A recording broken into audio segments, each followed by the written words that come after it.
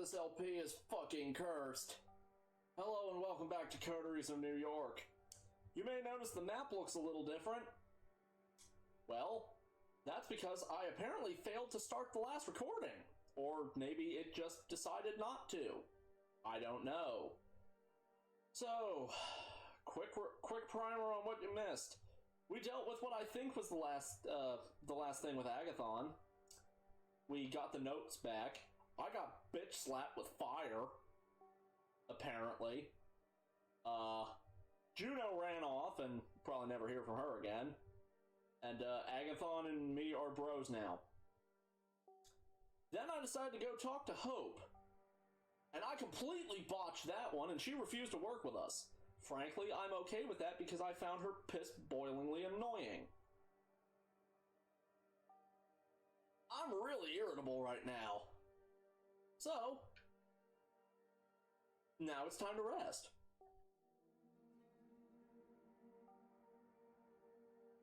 And, apparently there's no new event to happen now.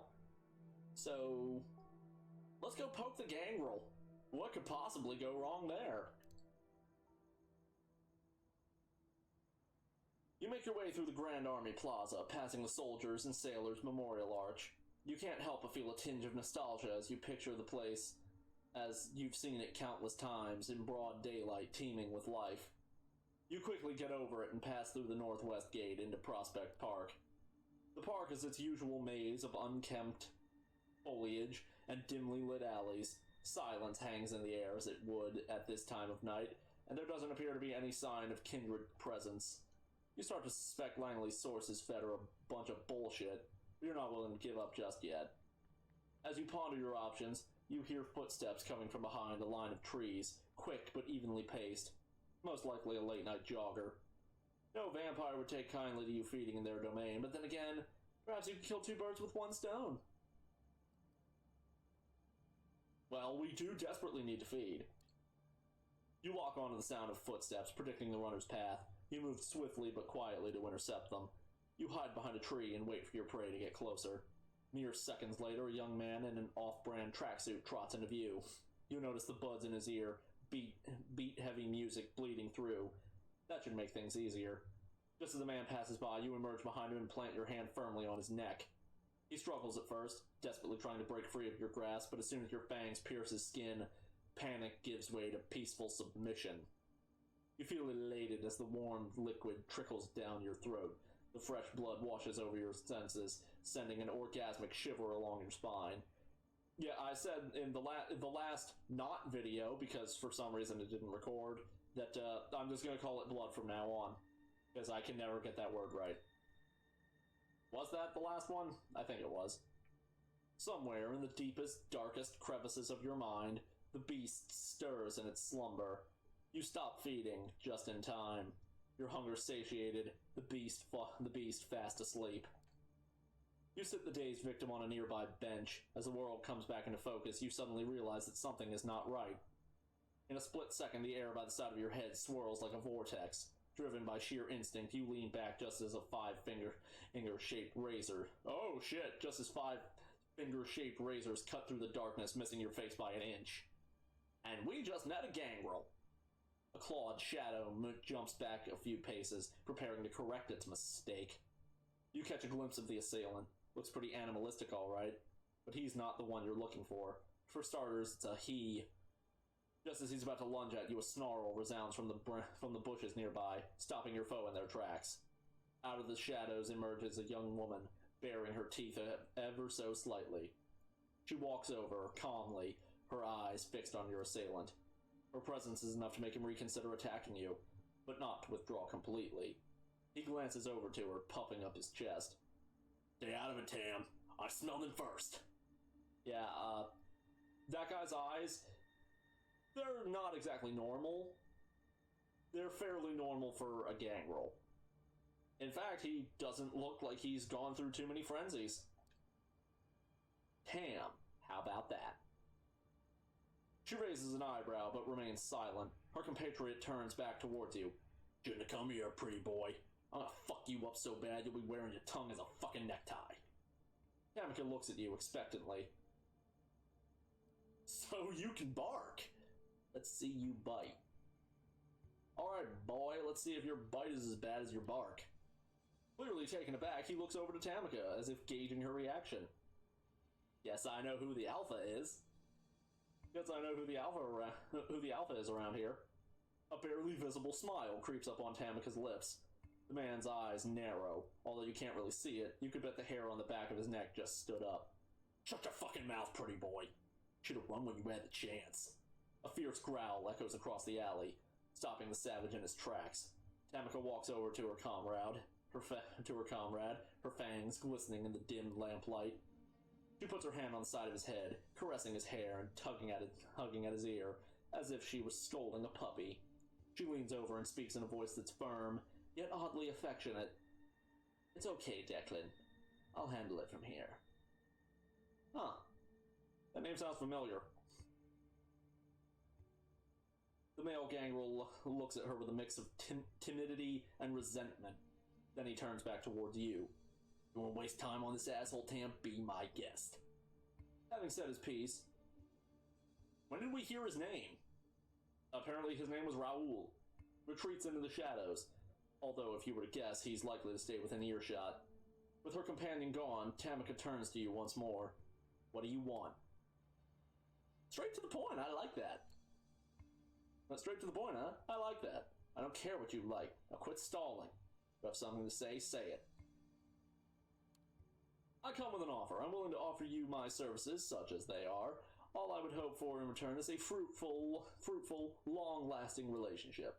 So, you want to help me with something, because you want to be my friend. That about right? Sounds corny, I know. Yeah, when you put it that way, it does sound corny, doesn't it? Uh-huh. She puts on a veneer of skepticism, but you can tell she's intrigued. Corny's not bad, though. I think I'm okay with corny. What I'm not okay with is putting my ass on the line and getting stabbed in the back for my trouble. So, why exactly should I trust anything you say? I don't expect you to. Not yet, anyway. Good, because my trust is earned, not given. Then let me earn it. Few nights of your time, that's all I ask. For a brief moment she stands there, motionless, looking straight into your eyes as if trying to size you up. Finally, she looks away. Looks like she's come to a decision. Just so we're clear, I don't trust you. I have no reason to. Frankly, you sound more lost than I am. Still, you have that earnest look about you. Naive, almost. I can tell you believe what you're saying. So, I'll give you a chance to prove yourself. I have some outstanding business to take care of. And we got an achievement. I'll let you know once that's done. Meet me here and we'll see what you're really made of. And with that, Tamika disappears into the night. That went pretty well, all things considered. Yeah, Gangrel... With Gangrel, you want to be upfront and straightforward. Even if you're trying to manipulate them, upfront and straightforward. Because if they think you're dicking them around, those claws are some of the most dangerous things in the entire setting. Let me put it this way. The only thing that soaks them is fortitude. Which is... The only one clan in this game... only one clan in this game has access to that. That would be the Ventru. Yeah, only fortitude can soak those claws. Even things that naturally soak aggravated damage can't soak them unless they have an additional power that lets them soak it. It's that badass. Hence why the Gangrel are pretty much the only vampires in the entire setting that can live outdoors. Yeah, they don't like cities. Yeah, sure, let's cut my throat to ribbons. Knowing there are only so many places with a good enough view of the Manhattan Bridge, you decide to check the ones that aren't likely to be crowded this time of night. I don't know where I got bones from. It doesn't take long before you hit the jackpot, Jane's Carousel. As you're walking along the pier, you notice a lonely figure sitting on a bench. The bench, steel flask in hand with his legs up on the railing. Soon enough, you hear a familiar voice. Everything turned to night, and as the final flickering rays of sunlight gave way to the kind, nocturnal shadows, so did the last of the jabbering tourists give way to the blessed silence. Blessed silence. And yet, I couldn't shake the feeling. Pausing mid-sentence, he leans back over the bench backrest and looks straight at you. Upside down, his face looks even creepier than usual. I wasn't alone. What is with you in narrating? I have to ask, what is with you in narrating? Takes the edge off. Just like this. He takes a sip, then points the flask in your general direction. Fancy a sip? Warlock who prepared this knows how to add a bit of bite. Feeding opportunity, D'Angelo's flask. I guess we don't have a choice. Seriously, what the fuck did they break with that patch? You take the flask and take a sip. It's blood, all right, mixed with other frivolous substances, some of which you recognize, while others you probably don't want to know. That's the spirit. Now that you're good and soused. I don't know, I don't drink. There's something I was meaning to tell you. There's another one. Killing, I mean. Down by the docks. Same MO? Blood in the graffiti? Yep. It was our gal, alright. Victim sucked dry, same as before. Another sign on the wall, something about impending doom, and all ain't coming. Particulars escaped me. You know, that night I saw her. She looked so frail, so innocent. Deep inside, I was hoping she'd be spooked, get out of town, that maybe, just maybe, that would be the end of it. But that's me, you know, hopelessly optimistic. Okay, so what's the plan? The plan is... He stops mid-sentence, takes a swig of liquid courage. We stop her. At any cost. I'd rather it not involve killing the girl, but I'm starting to think that ship has already sailed. Another swig. You're not sure how much of this is genuine, how much is act, but still, it's starting to worry you a bit. So anyway, set up a meeting. Neutral ground, public space. Shouldn't get too ugly. Still, I was hoping you could tag along. Okay, so who are we meeting? He takes another compulsive swig. Better strap in, because this one's a doozy. Unless you want to introduce me to your parents, I can probably handle it. Come on, who is it? Valerie. That juice must be some good vintage, because you sound fucking hammered. Already fucking hard. Look, I know you two didn't exactly hit it off, but she's not as bad as you might think. I mean, in some respects, she's probably worse, but she can be reasoned with. Once again, he goes for the flask, but stops himself mid-motion. Look, the way I see it, we ain't got a choice. Much as I want to help Santa, she's clearly a few bats short of a belfry. More people are gonna die unless we do something about it. Alright, fine, I get it. Lesser of two evils. Lead the way, then. I like your attitude, kid. I know it sucks, but hey, one thing life has taught me, you don't always get what you want. Noticeably proud of his words of wisdom, he tries to top him off with one last swig. A single drop falls between his crooked teeth. He looks at the empty flask with utmost contempt. Well, ain't that fucking poignant? Muttering a curse under his breath, he makes a valiant effort to get up off the bench. As he staggers, struggling to remain upright, you offer your shoulder to lean on. He shoots you a smile that's as crooked as it is affectionate. Hey, kid. You meet his gaze, trying to look friendly rather than condescending. You're alright. And with that heartfelt moment, you bid adieu to the sprawling vista and make your way toward the bridge. Towards the bridge. Next stop, Manhattan. Entering the park from Midtown Manhattan, you promptly take a spot by one of the alleys, not very deep into the park. Minutes pass, 5, 10, 15. You start to wonder if she's ever going to show up. Suddenly, you hear a familiar voice, but an unfamiliar voice. She sounds almost nice. Unfamiliar tone, I don't know how I keep fucking that up. Hello, Ginny. And there she is, walking along the side of the fountain. She looks less out of place here than back at that junkie-infested hovel, but only by a slight margin.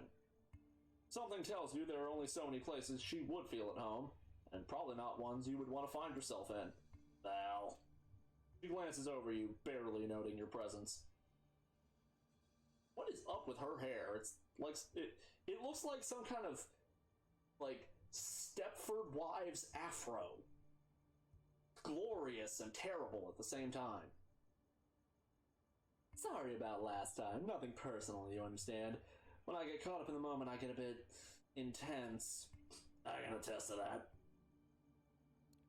Can you two just get a room? Because the sexual tension is just unbearable. D'Angelo gives you a pleading look. He clearly doesn't want you to dwell on the subject. You hear that, Ginny? Your friend has this all figured out. She takes a step towards you. The smell of her perfume is overpowering. Or maybe it's just jealousy. Although I'd be careful if I were you. Last time we got close, it didn't exactly work out for you. Speaking of which, how's that neck doing? You give her a wry smile and a very clear view of your middle finger. She returns the smile and blows you a kiss. Weird, I actually know someone who plays almost exactly like this. And even weirder, in that scenario, I'm the Scourge. So, what's this about? We have a mutually beneficial proposition. Does the pup speak for you, Ginny? Because I'm getting a weird Sorcerer's Apprentice vibe right now. Give the kid a break, Val. We hear about Santa, the thin blood you're after. The girl's a threat. We need to find her. Figure we can do it faster if we work together. Uh-huh. Keep going, honey, because I have a feeling there's a catch coming. The catch is... Awkward silence.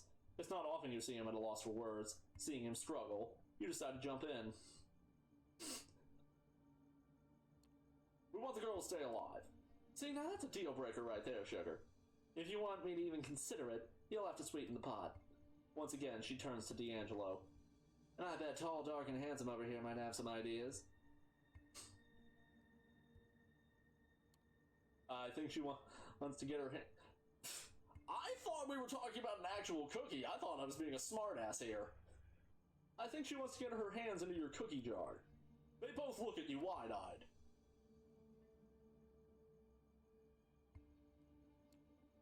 Oh god, that didn't come out right.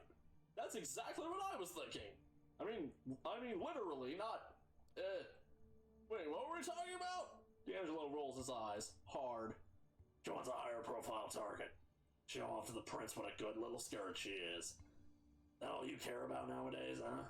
Playing the game, climbing the ranks. A smile creeps up on her lips. You can tell it's forced. D'Angelo definitely knows how to get under her skin. That's my Ginny. A big old brain and a heart to match. Once again, she turns to you. I knew right away he'd try to help this girl. He just loves himself a damsel in distress. You?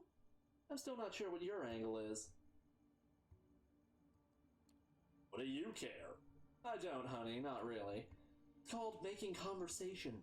So there, you know my terms. Contact me when you've made up your mind. Don't take too long, though. I'm a lucky girl. I might just find your little thin blood on my own. Still, I hope we can work together. We did make a good team back in the day, didn't we? Slowly, seductively, she puts her arms on his shoulders. She glances over to you, clearly enjoying how awkward it makes you feel. Should I slam D'Angelo here? Nah. He's cool. Can we get back to you wanting to rip my head off? Because that was actually way less uncomfortable. Careful what you wish for. Anyway, withdrawing from the strange half-embrace, she flicks D'Angelo's nose gently with her index finger. Almost instantly, she turns from flirtatious to dispassionate. However this plays out, I have a feeling we'll meet again, sooner than later. Till then, without sparing you another glance, she disappears down an unlit park alley. D'Angelo watches her go, the look on his face a mixture of longing and guilt. The look on his face, a mixture of longing and guilt, is borderline comical. Finally, he turns back towards you as if breaking some spell he was under. Well, that could have gone a lot worse. What do you mean by a higher profile target? It's not what, it's whom. She wants me to give her Larson. I forget, who's Larson? Larson? Why would she want him? He's a primogen, remember? A weak one, but still. Oh, right! Duh. For a scourge, he's a much more valuable target than some no-name Duskborn. And it so happens a certain someone might have some dirt on him. He squints, rubbing the bridge of his nose. Fuck it. I'm heading back to the office. Need to get my feet up, get some blood flowing to the old noggin. You coming? You nod. Why the hell not? And so you make your way towards Fifth Avenue. You got a long way ahead of you and a lot of stuff to figure out. Although it's not your first visit, you still find it hard to navigate the dark, rust-ridden corners of the grain terminal. Luckily, this time you're with someone who could probably do this blindfolded, so you just follow his lead. As you're both climbing the rickety stairs leading to the mezzanine, you suddenly notice light coming from D'Angelo's office. A quick look assures you that no, he did not in fact leave it on. You bust through the door like undead Tango and Hooch. Or was that Turner and Cash? I'm pretty sure that's supposed to be Turner and Hooch. I don't know the other one. Ready to unleash unholy fury on the intruders. You half expect an Anarch death squad or an SI hunting party. The Anarchs don't have death squads. They have gangs. That's about as close as you're gonna get. Instead, you get Larson, who nearly falls out of the chair when you two bust in. Well, look who it is. Missed us already? Hardly. Seemingly both intrigued and irritated by the surprise visit, D'Angelo walks over to a cabinet and pulls out a fresh cigar. And may I ask what brings you, oh venerable primogen, to my humble abode? He points at a tiny shadow cowering in the corner of the room. To your astonishment, it turns out to be a very familiar face. The blood. No, not again. Please. Did she tell you anything? She just keeps babbling about blood and signs and all this nonsense. She came to my house. Probably figured out who I was, thought I could help. But honestly, I have no idea what to do with her. I mean, I should turn her into the prince, but just another strike against my people. Then again, I can't just set her loose, not after what she did. Fuck. D'Angelo, you can tell I'm desperate if my first instinct was to come to you. No, Larson, I would attribute that decision to what's left of your common sense. He leans over to you. Hey kid, I think we should call it a night. Just give me some time to talk to the girl. Maybe I'll get her through. Maybe I'll get through to her somehow. Sign. The sign. It's always there. Though I ain't holding my breath. So, honestly, you're glad to leave him to it. Spending the night in a small room with a tiny serial killer somehow doesn't seem too appealing. Still, you're hoping D'Angelo will be alright. He's got some tough choices ahead of him. Poor bastard. And that's where we're gonna end it off. I desperately hope this recorded, unlike the last one.